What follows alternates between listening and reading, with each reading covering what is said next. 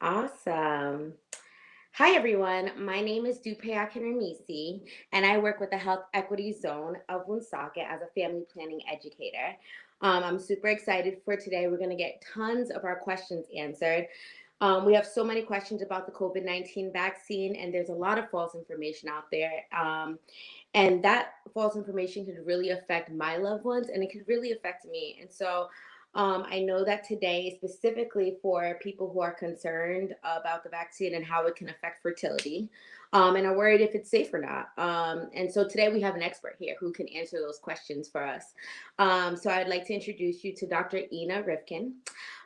She's a provider here to answer all of our COVID-19 questions regards to pregnancy, lactation, and fertility. Dr. Rifkin is a family medicine physician at Thundermist and sees patients of all ages with a special focus on care for people who can become pregnant. And she's here to answer our questions. Dr. Rifkin? Thank you so much, Dupe. I'm really excited that we're having this conversation. It's been such a difficult year, and there's finally signs of hope. The vaccine can end this pandemic, and it can help us get back to normal. One of the number one questions I've been hearing lately from patients, friends, family is, when can I get vaccinated? When can I get my vaccine?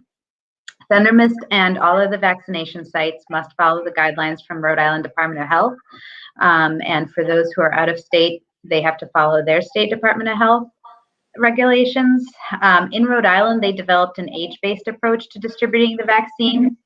We start with the oldest Rhode Islanders, then as more vaccine becomes available, we'll be vaccinating younger and younger populations. The Rhode Island Department of Health has a timeline showing when certain groups are able to get vaccinated. You should be able to see it on your screen now. And we will also put a link in the comments section. Awesome. And so, Dr. Rifkin, where are we now in this timeline? So today, people who are 65 or older can get the vaccine. Thundermist is vaccinating people who are 65 and older and have received care at Thundermist in any location in the past 3 years. This could be any service, whether it's dental, convenient care, whether you get your primary care at Thundermist at any of the 3 sites, you can have your vaccine through Thundermist. To do so, you must have an appointment. Call 401-767-4100 and press 2 to make an appointment. That phone number should go in our chat. And the best time to call is after 4 p.m. The vaccine is limited. We don't always have appointments available, and we don't always have vaccine available. It is dependent on the Department of Health to give us an allotment of vaccines. We ask you to please not call if you're younger than 65. We unfortunately cannot vaccinate you yet, and we do not have a wait list. You may be able to get a vaccine appointment sooner at a state-run vaccine site, and you can visit vaccinateri.org or call 844-930-1779 to make an appointment. And that website and the phone number will be in the chat as well. You can make an appointment at these vaccination sites in Providence or in Cranston, and you can find additional vaccination sites at covid.ri.gov/vaccination. Awesome. So let's get started on some questions. Is the COVID-19 vaccine safe? So the COVID-19 vaccine, as other vaccines, is very safe. In order for a vaccine to be developed and approved, it has to go through very rigorous testing, even before it starts being administered to people in the vaccine trials. They have to prove that it doesn't harm people, and that is done through various levels of testing. This vaccine has gone through all of those levels. I know there's been rumors that steps were skipped. That is not the case.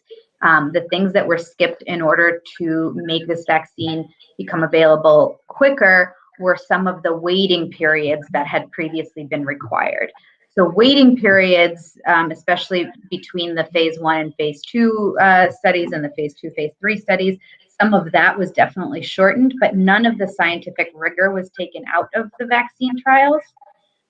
They have passed with flying colors. And since they became available in the US, but also throughout the world, we also now have some real world trials and real world experience. And the more information that's coming out about these vaccines, the more exciting it is, really. It's proving to be as safe as they promised in the real world. And it's also seems to be as effective or almost as effective as they had promised. So that is really great news. That is really reassuring. What are the side effects of the COVID-19 vaccine? So side effects really vary person to person. As you probably know, with anything, any medication, heck, any food or supplement that we take, people can have side effects to it. The majority of people do really well with this vaccine, especially with the first dose. More people, about a third of people, do have side effects, especially to the second dose. With the first dose, the side effects, if you have them, tend to be pretty mild, maybe some fatigue, some muscle aches, things like that. With the second dose, there are more people that wind up with fatigue for a few days, muscle soreness, headaches, maybe some nausea. Some people do have a low-grade fever for a couple of days. Most of the vaccine reactions are really lasting, 1, 2 to 3 days, maybe. And then people get much better after that. Some people require a little Tylenol, ibuprofen for the muscle aches. But you have to remember that side effects, especially with that second dose, actually mean that your immune system is working. You want your immune system to work and to develop this protection for you. So I actually see as the side effects as a positive sign that, yes, my body is doing what it needs to do. Yeah. Yeah. So are vaccines safe at all stages of pregnancy? So this is, I think, part of the key question that has brought us here today. And the answer is a little bit complicated. We think that the vaccine is safe at all stages in pregnancy.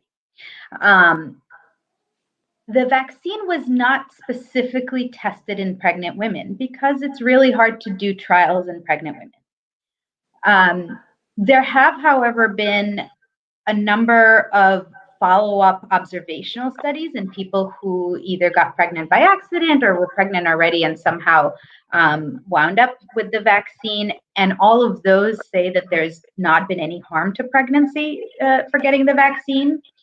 Additionally, when we worry about risk of vaccines in pregnancy, we really worry about live vaccinations. So that's when a piece of live virus is injected through a vaccine to get an immune response. The COVID-19 vaccine is not a live virus vaccine. In fact, it doesn't have any viral particles in it whatsoever. So there's no risk of getting COVID-19 from the vaccine. The accrediting bodies and the governing bodies of American College of Obstetrics and Gynecology, the Society for Maternal Fetal Medicine, the Society of Reproductive Endocrinology. So these are all folks that are super high experts in pregnancy, fertility, all of that. They have all said that pregnancy should not be a deterrent for getting the COVID-19 vaccine. And that's mainly because the risk of COVID infection to pregnant women in their pregnancies, or to pregnant people in their pregnancies, can be really high. We do know that those who are pregnant, should they get COVID, they tend to have a more severe course. Initially, we didn't think this was true, but as COVID has now been around for over a year, we are seeing that those who are pregnant, if they get ill with COVID, have a higher chance of being hospitalized, of needing respiratory support, or even of dying. So the risk of COVID in pregnancy is really high, and we have not seen any detrimental effects from the COVID-19 vaccine. So, do we have any information on if the vaccine can harm developing babies? There's no way for this vaccine to really harm a fetus. It doesn't enter. It doesn't change our DNA. It triggers your body to produce a molecule to which your own immune system will then cause an effect. But this has no bearing on the development of a fetus, the development of a baby, the development of organs. Um, None of that has been shown, and none of that has been the case. And I think maybe what I forgot to mention in the previous question is that there were people who received the COVID-19 vaccine and then were either pregnant or wound up pregnant soon after. And specifically, I think in the Pfizer trials, there were 20 some odd people that wound up pregnant, and the only person who had any sort of negative outcome was actually in the placebo group, which means that they didn't get the vaccine; they got a placebo shot, and that one person had an early miscarriage, which of course happens 20% of the time. But none of the people that actually received the vaccine and were pregnant or got pregnant later in that Pfizer trial had any negative outcomes. Oh, that's good to know. So can a person get the vaccine if they're lactating or breastfeeding? I think the answer to this is yes. Again, women who are lactating were not included as part of the original trials. Since then, lots of women, especially in healthcare, who are lactating or who are pregnant have received the vaccination. There are studies ongoing right now about how much of the antibodies that people produce are then transmitted in the milk. Um, and I look forward to seeing the results of those studies. I think that will be really exciting. It does seem that the antibodies show up in the milk. How much of that affords protection to the babies drinking that, I think, is still to be determined. But there is no harm that's been shown by vaccinating lactating individuals. Do we know any information about the effects of the vaccine on fertility? We do, and I think this question also comes from some misinformation that I actually saw myself floating around on the internet about the spike protein being similar to a protein on the placenta. And specifically to make sure that I had my facts straight, I dug up some of the information on this and read through the studies. And that information that circulated was completely false without any scientific basis. There's no similarity between, there's no significant similarity between the spike protein and the proteins on the placenta. And there's no way for the vaccine to cause infertility or problems becoming pregnant or staying pregnant. They did look at this. They made sure that this was not a true statement. It's very interesting how some of these myths develop and where they come from. I think people overall are just nervous about new things, and that's very understandable. If there was some truth to this, that the spike protein was similar enough to proteins on the placenta that the vaccine would then cause a problem with fertility, then we would also be seeing a lot of those individuals who had COVID also be losing pregnancies or unable to conceive. And we haven't really seen that. We have seen increased risks in pregnant individuals. Like I mentioned before, they tend to get sicker, they may have more complications, but we haven't necessarily seen a lot of increased pregnancy loss or infertility as a result of this. So there's no known pathway for the vaccine to have an effect on fertility. The one thing I think to also consider is there have been some suggestions that infection with COVID may affect sperm count in individuals who produce sperm. How much that affects fertility, I think, is still to be discovered. But the COVID vaccine itself has not been implicated in this. Interesting. Thank you for that information, Dr. Rifkin. So why do we need to get vaccinated? We need to get vaccinated to try and get back to some semblance of normalcy in our lives. When we get to a certain level of vaccination, the more of us that are vaccinated and protected from this virus, the more we can open back up in our lives. The more businesses can get back to functioning, we can get back to seeing our families, our friends, hugging our cousins without fear of infecting them, you name it. Do you mind explaining a little bit about herd immunity? Sure. Herd immunity, you've probably heard this concept thrown around that when we reach herd immunity, things will be better.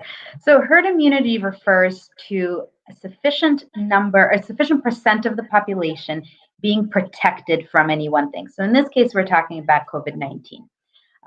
So, COVID immunity can be reached, herd immunity can be reached through a number of ways. One is for enough people to be sick at some point to then have lasting protection against the virus.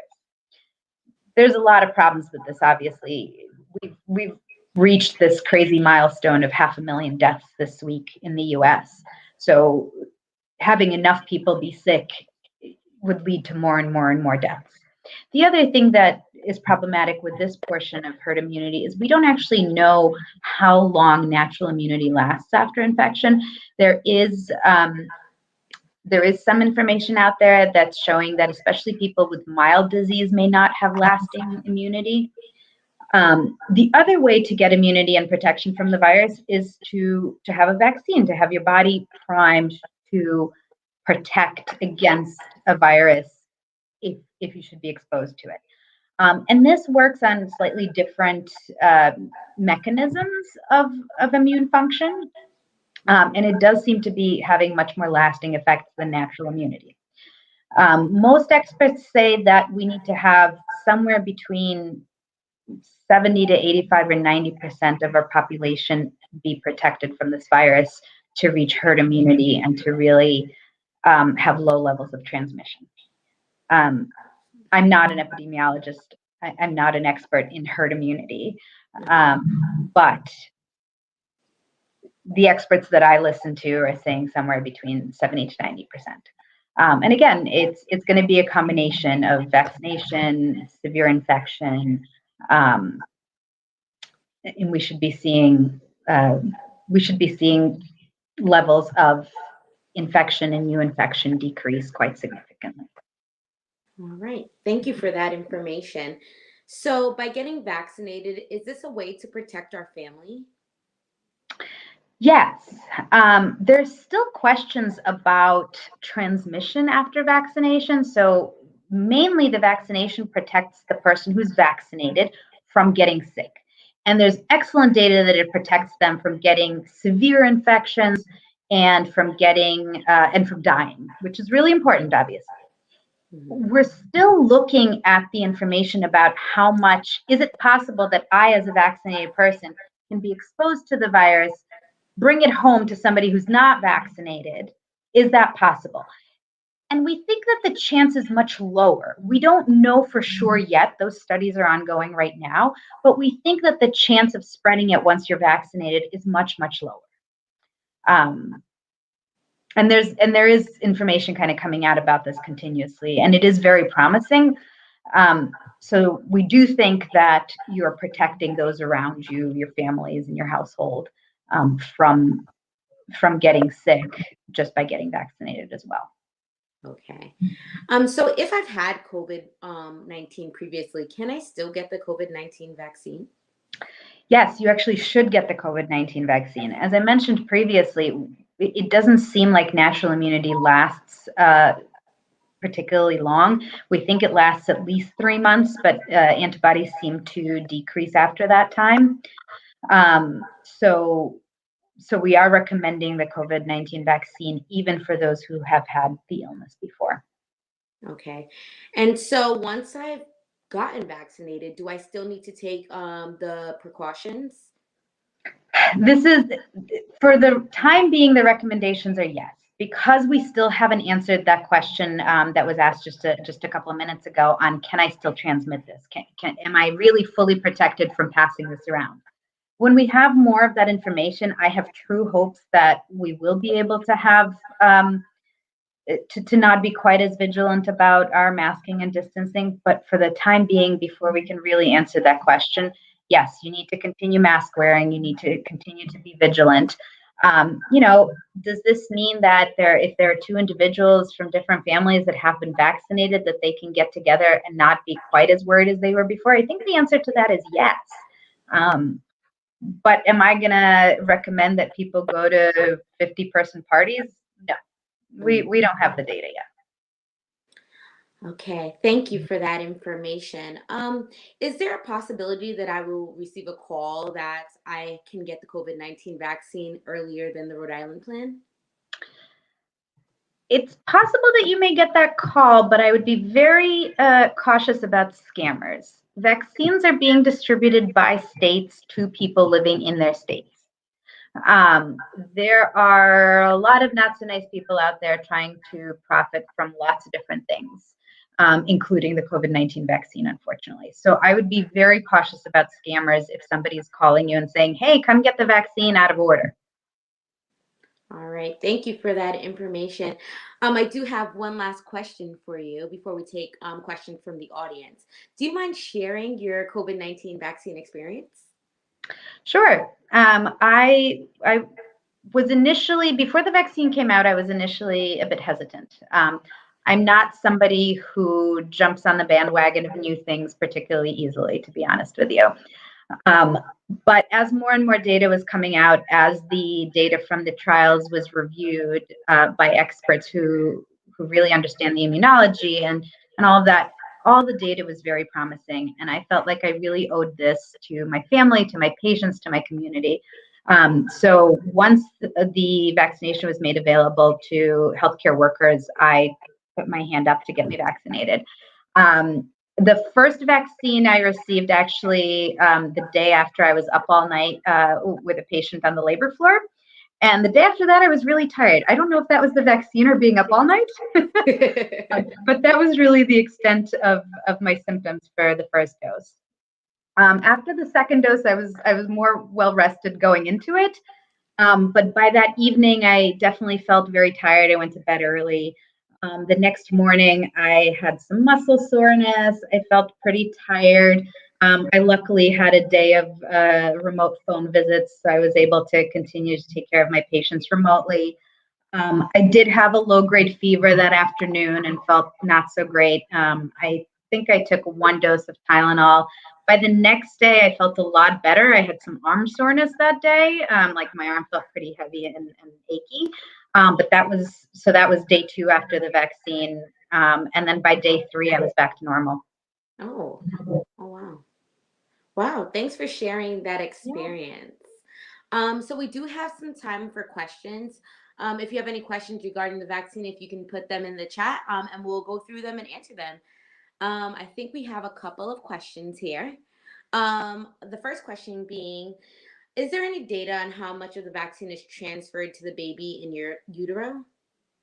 Great question. The vaccine is not transferred to the baby in utero. The vaccine has a very local reaction. It causes the cells in that muscle, in the deltoid muscle, where you receive the vaccines, to then trigger the cells to make this virus, this spike protein, and then it activates your immune system. The vaccine never actually becomes kind of systemic all over the place. What you're feeling when you feel the side effects is the effect of your immune system, not the vaccine traveling all over the place.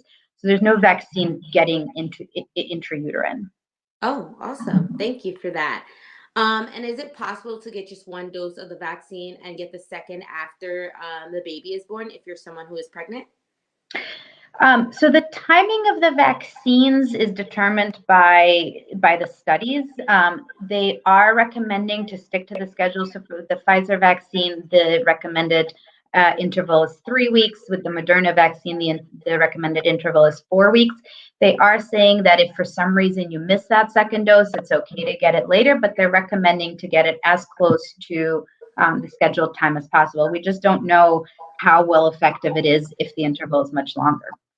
Okay. And so our final question I have here is, if you are a pregnant person, are you induced at 39 weeks because of what's going on with COVID? Not necessarily. Your induction and your delivery plans should be determined with your obstetrician, or your midwife or your family doc. But COVID, a history of COVID during pregnancy is not necessarily an indication for delivery.